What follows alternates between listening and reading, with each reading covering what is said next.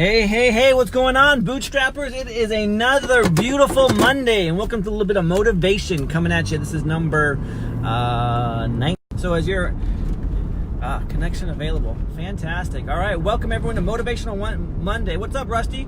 Post your questions below, and I will get to those in a second. Hey, Heather. All right, so a little bit about agency. For those of you that are unfamiliar with this can be used in many different forms, but I want to go ahead and create the context for the content that I want to share with you. So the context is this. Sometimes in this, in the game of real estate, we get what's called a power of attorney, a limited power of attorney. In most cases, it's just limited in its scope. Basically, it just has to do with that particular property in that regards. But what happens is, let's say, for example, the person is, they've moved out of the area, but there's still some documentation that needs to be signed. So what happens is they are unable to act on their behalf. They have lost their ability to act. And I shouldn't say they've lost it. Their ability to act becomes difficult. So they give you the right to act on their behalf. They give you the right of agency. You now can act on their behalf because they are no longer around to do that. And that's a limited use power of attorney, or a limited use power of agency.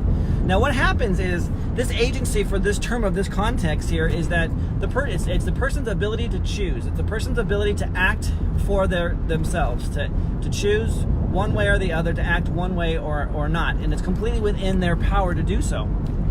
Now what happens is, a lot of times when we're going and we're talking to sellers, or even to buyers, but in this particular conversation, let's talk about sellers.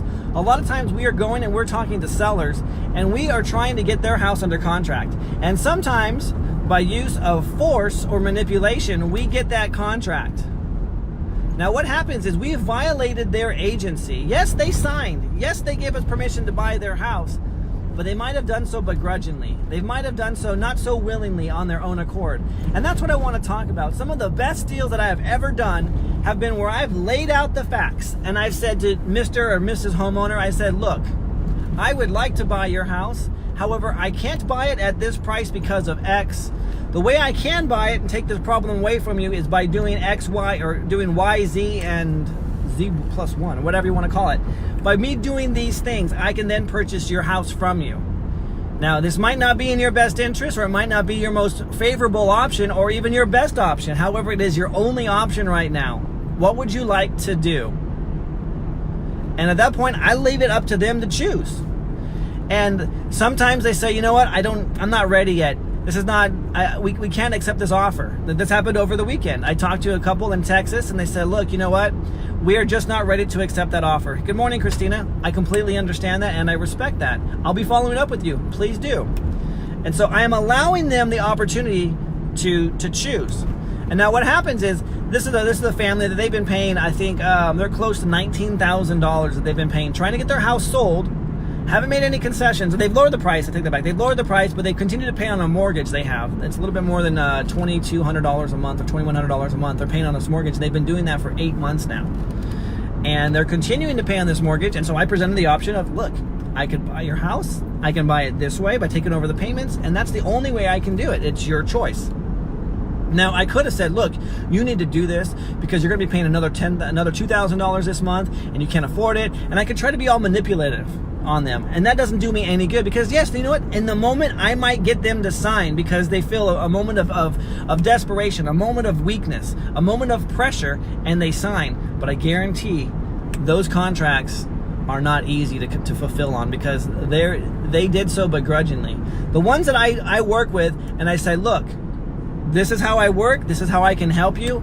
I would love to help you, but the choice is yours. I need you to make the decision whether or not you want to move forward with me or not. Those ones that decide are the ones I get texts from saying, thank you so much, you're my guardian angel, you helped me out of such a bad situation. And the reasons why is because it was their choice. I allowed for them to exercise their agency to act for themselves rather than to be acted upon. I wasn't forcing them to do something. And that I see so often when we are trying to talk to sellers, or when I'm coaching with students and they're talking to sellers and they feel so desperate, they feel so needy, they have to get this deal done, that they start to manipulate and they start to use pressure tactics to get these deals signed. And it's the worst thing you can possibly do. Yes, you may take down a contract or two, but you won't be able to close those deals. Or if you do, they'll be extremely difficult, because They're not willing, because I've yet to have I take that back. I've had a few transactions that go just completely seamless and just right through like nothing ever happened.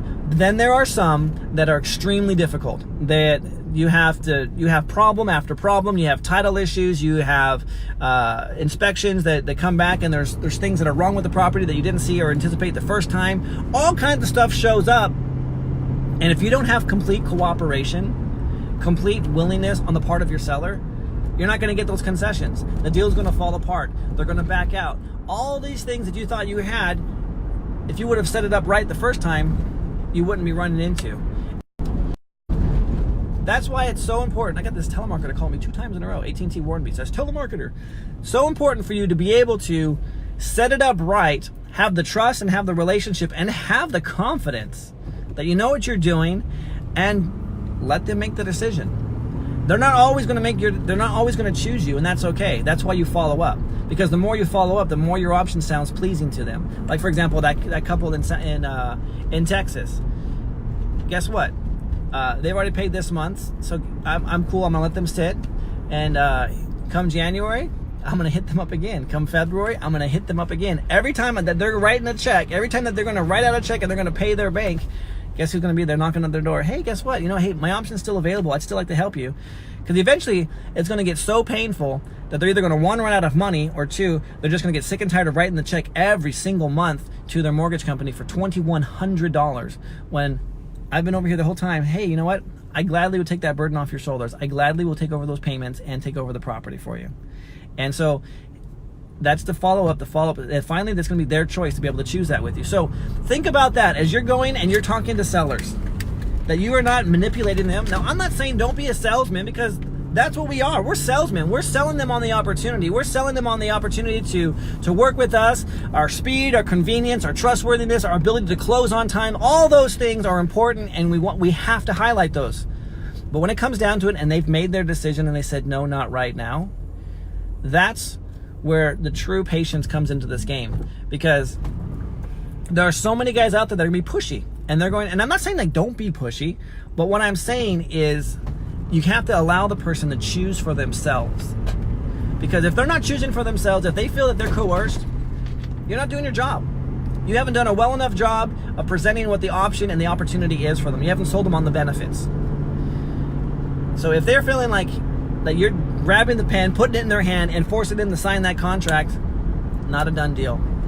Now, you do have to put pressure on people. You do have to explain what their situation is, especially in the game when they're behind on payments, where it's a pre-foreclosure, where they're going to lose it to their house to the auction, where the bank's going to take it. Yeah, you have to put some pressure on these people, but it's not you putting the pressure on. It's all it is you explaining the situation for what it really is. An example of a pre-foreclosure: hey, you know what?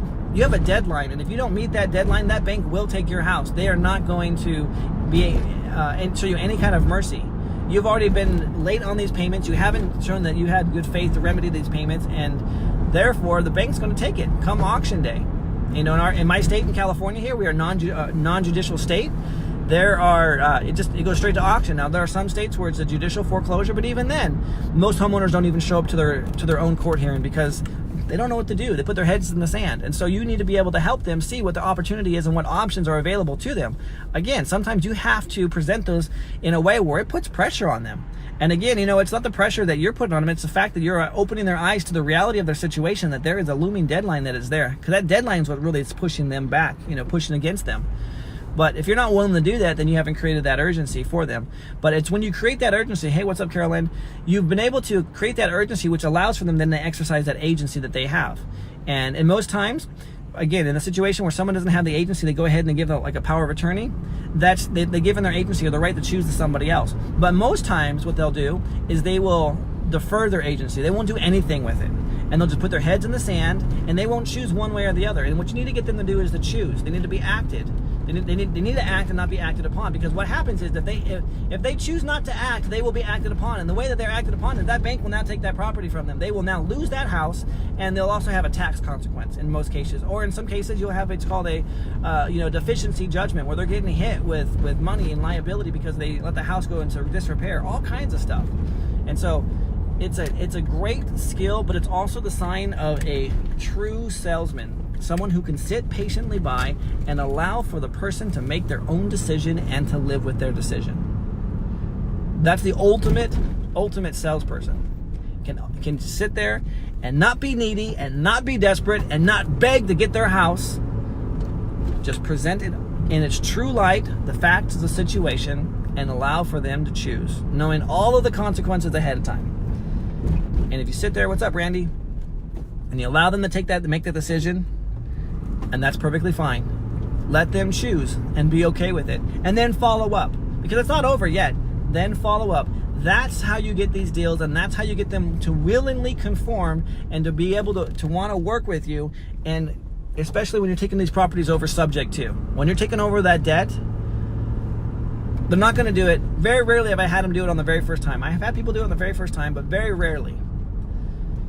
It's with following up after I presented the facts and they look at other options. Other options fall through because it's just not going to work. There's not enough equity for them. And I keep coming back and I allow them to know, hey, I was never pushy. I was never condescending. I was never any of these things. I just let you sit and simmer and realize just how difficult it's going to be trying to get this thing sold. So, with that said, what questions you guys got for me on this beautiful Monday morning? I will let it sit for just a second as you guys type in your questions if you have any at all. But in the meantime, I got something so excited for you guys. So excited. I'm not going to give it away here on this video, but I will post it in... Actually, I will do that. I'll share it on the video right now. Go to bootstraprei.com and you'll see my Christmas gift to you. You'll see my gift. It'll be... it's there on bootstraprei.com, and there's some good stuff there for you. All right, let's see if I have any questions, because if not, I'm going to go inside and get going.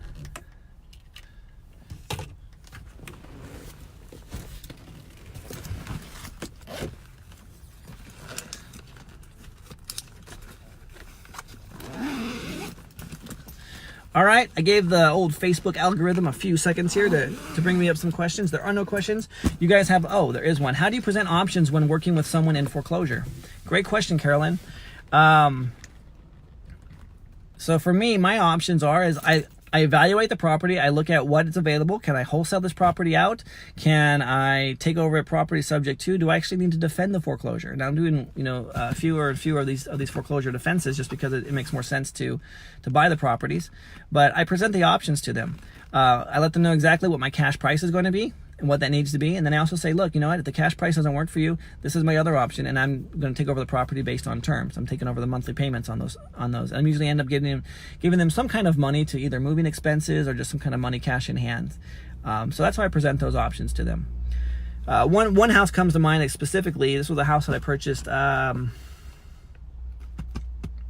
This is the guy that I followed, tracked him down. It took me, I want to say almost a year of following up with this guy just to have the appointment. And then once I had the appointment, it was like another 6 months of trying to follow up with him.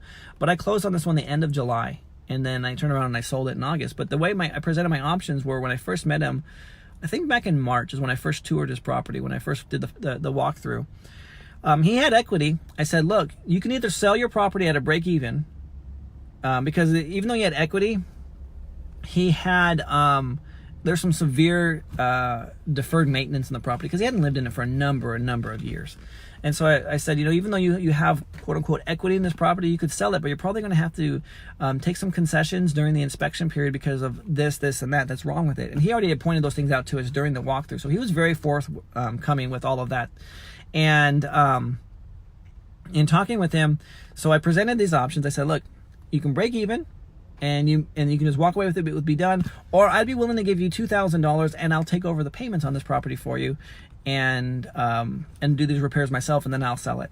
And he's like, I'd just rather get $2,000 cash and be done with it and not even worry about it. So that was how I presented those options to him. Sometimes I'm not sure the best way to present their options like a salesman, like you were saying. You can be a salesman or you can be a saleswoman, but the best way to do it, honestly, Carolyn, is just to present these options. You don't have to put, a sizzle on them. You don't have to have them in sparkling lights or anything like that. Low network connection. Sometimes the best salesperson is the person who just goes ahead and shares the facts and isn't afraid of the facts, of laying everything out and allowing for them to choose. Yeah, just be honest. But be honest to the point where there's a way you can stack that information so that it leans towards you. So for example, the situation with this guy in this house. I said this, you can list your property on the open market, and then you're going to get consent. You're going to get people that are going to come in and they're going to want a price reduction because of your pool is so green and we don't know if the pump's working. You have electrical issues. Your air conditioner is broken. Your carpet here is torn up. Like all these reasons why, and they're all the reasons that he pointed back to. He pointed to when we're going through the walkthrough.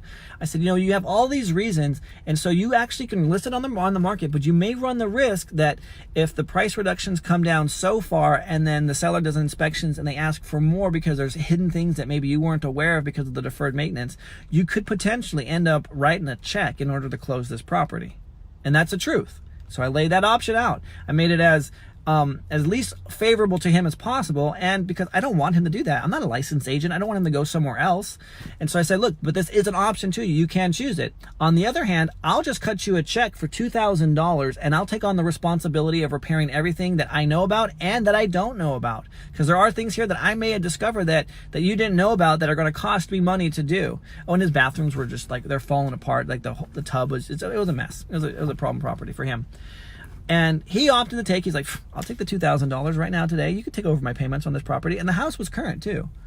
And I did go in there, and so I presented that to him so that basically the option was, hey, take cash right now, wash your hands, be done with it, or go ahead and put it on the market and let the market decide what it's going to take, and you may end up having to write a check for that. So that's how you can present these options and present them in a way so that you're still putting your options so it's in a more favorable light.